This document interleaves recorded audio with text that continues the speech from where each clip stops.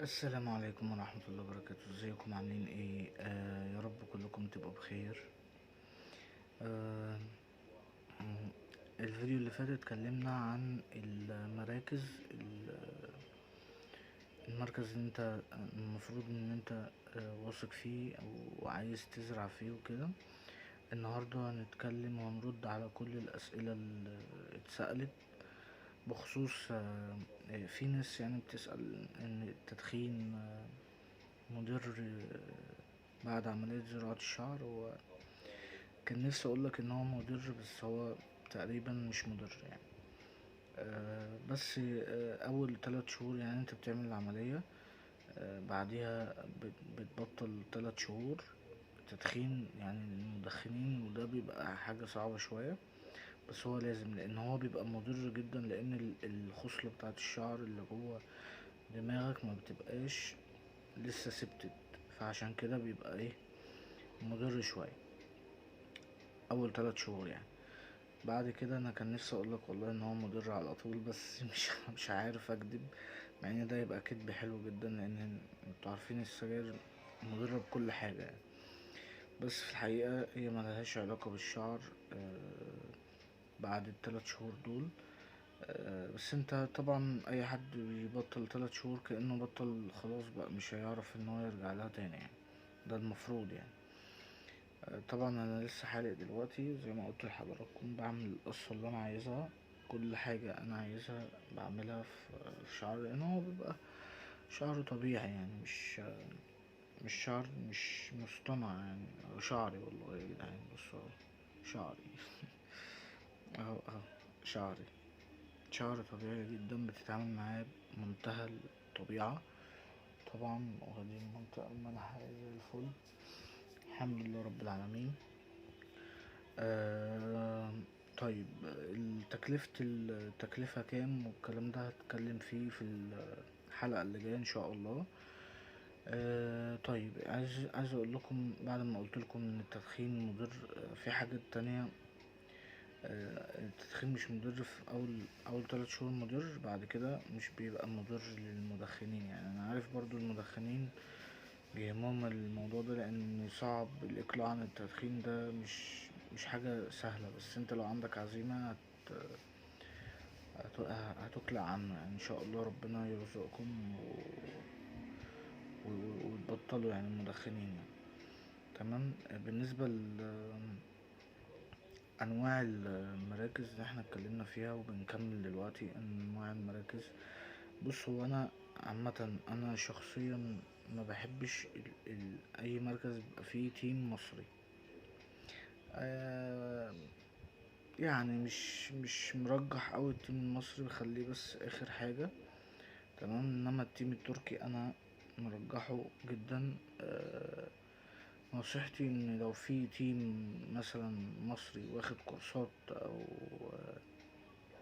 او دبلومات بره في تركيا او في لبنان، ده بيبقى افضل. ان أنا لما جيت اخترت ناس مصريين وكل حاجة، بس واخدين كورسات ودبلومات بره، عشان كده طمنت وعملت العملية.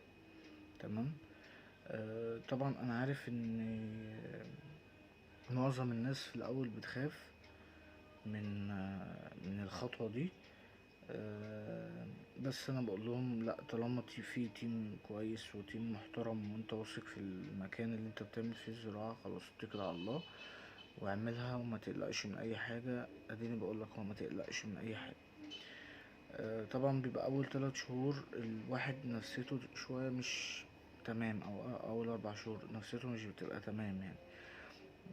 لان انت الشعر اللي انت زرعته بيقع اول شهرين 3، وبيرجع ينمو تاني يعني. تمام. ودي برضو هتكلم فيها في فيديو بإذن الله على حسب الأسئلة اللي هتجيلي.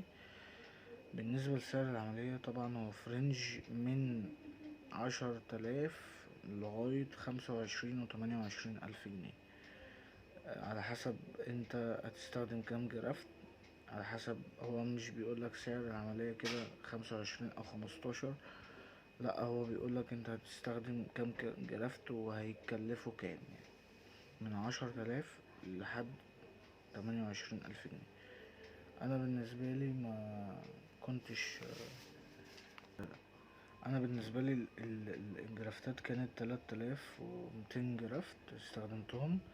كنت مرحلة تقريبا تالتة او رابعة.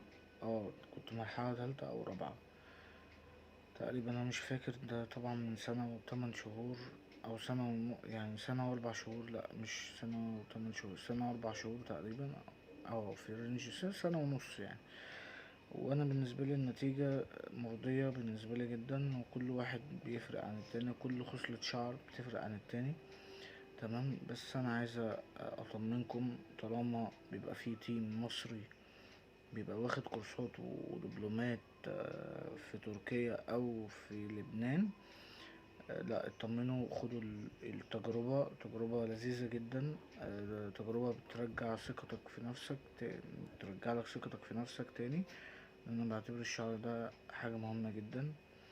وانا بالنسبة لي مكنتش ينفع ان انا اطلع اقرع خالص، يعني مينفعش ان انا امشي بالشارع ده. بالنسبة لي انا ممكن ناس تانية تتقبل الفكرة، بس انا متقبلتش الفكرة خالص. وعامة انا بقول لكم الخطوة دي لازم يكون في حد جريء جدا وياخد الخطوة، ياخدها كاملة، ما يتراجعش، بس على شرط ان هو يشوف مركز هو واثق فيه. غير كده محدش يعمل عملية زراعة شعر في مركز هو ما يعرفوش او ما بيسمعش عنه على الانترنت، والنت مخلاش حاجة يعني. تمام. دي نقطة برضو مهمة جدا، لازم تكون انت واثق في المركز اللي انت هتعمل فيه العملية. ده في حال الزراعة. خلينا نتكلم قدام شوية في بعد الزراعة بشوية. هتحس طبعا ان انت في قلق كده جواك وخايف ومش مطمن، زي ما حصل معايا بالظبط. انا كنت اول 3 شهور بقول لا، انا استحالة ابقى بشعر تاني، ان شعري كله وقع. تمام. ومع جلسات البلازما فبدأ تدريجيا يرجع تاني يعني. فقعدت 3 شهور. الشهر التالت بعد الشهر التالت بدأت أشوف تغيير شوية. وأنا بعد كده هعمل لكم فيديو مجمع بكل الخطوات اللي أنا مصورها وكل حاجة أنا بتابع بيها أول بأول. ف يعني هعمل لكم فيديو كده لذيذ من أول بداية لغاية النهاردة أو من فترة يعني. فانت اول ما بتيجي بقى تعدي الشهرين التلاتة الاولانيين دول، ده بيبقى احساس صعب جدا بالنسبة لك. بتحس ان الدنيا كلها سودا في وشك. بتحس ان انت معملتش حاجة خالص حرفيا. انت بتبقى ايه ده، انت بتبص في المراية، ايه ده، انا معملتش حاجة، انا رجعت زي ما انا. شكلك اللي هو قبل الموضوع خالص يعني. ترجع بقى تاني لشكلك الطبيعي اللي هو قبل ما تعمل العملية. طيب. وبعد كده بقى ايه اللي بيتم، ان انت بتروح تضرب حقن، او تاخد، بلاش تضرب دي احسن تفهم غلط، تاخد بلازما. تمام. في بلازما عادية وفي بلازما بالفيتامينات. انا بحاول اكون ملم بس معاكم بالموضوع كله. طبعا في بلازما عادية وفي بلازما بالفيتامين يعني. وانا برجح البلازما اللي بالفيتامين، بس دي بتبقى بعد 3 جلسات، يعني 3 جلسات عادية، بعد كده بتبقى بالفيتامين. دي بتبقى مكلفة يا صديقي، بتبقى مكلفة شوية، بتكلفك مبلغ، بس مش مبلغ بسيط يعني في الايد كده. هو الموضوع كله اصلا يعني محتاج يكون حد عمل تجربة عشان يقدر يفيدك زي ما انا بفيدك كده بالظبط. طيب. بعد 3 شهور ايه اللي بيحصل بقى؟ بعد 3 شهور انت طبعا بتبقى المنطقة دي كلها اللي انت زرعت فيها دي كلها بتقع تاني، بترجع شكلك الطبيعي اللي هو الاولاني. بعد كده بتحس بعد البلازما بفرق بسيط، بيطلع تدريجيا واحدة واحدة، وبعد كده بيقع تاني، وبعد كده بيطلع ينمو واحدة واحدة مع البلازما، مع العلاجات، مع الفيتامينات. كل ده بيرجع تدريجيا. ودي برضو انا عايز اقول في الاول وفي الاخر العملية دي يا جماعة بتبقى ببركة ربنا سبحانه وتعالى. يعني انت اعقل زي ما بقول اعقلها وتوكل، يعني انت توكل على الله وان شاء الله باذن الله ربنا يوفقك فيها. تمام. بالنسبة للخصل الشعر دي زي ما قلت ناعمة خشنة متبقاش فارقة، المهم المنطقة المنحة بتاعتك تكون كويسة.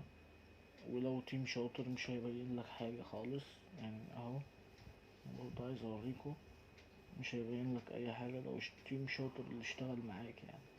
دي كلها منطقة المنحة. تمام اهو انا عايز اوريكم برضه،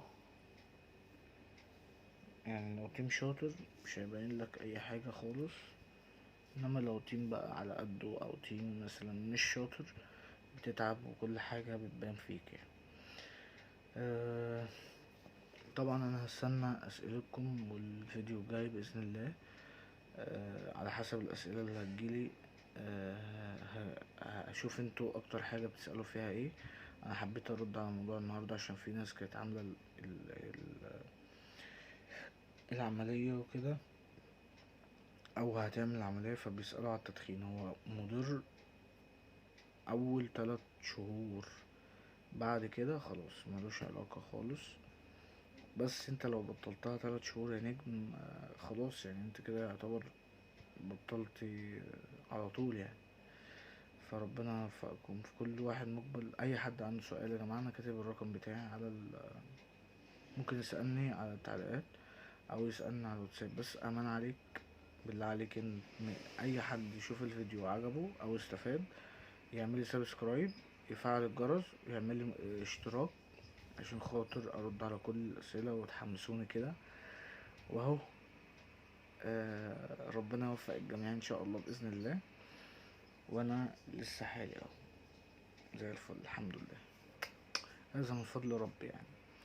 متنساش الاشتراك يا ابن قلبي، ها متنساش بقى عشان خاطر اوصلك كل جديد.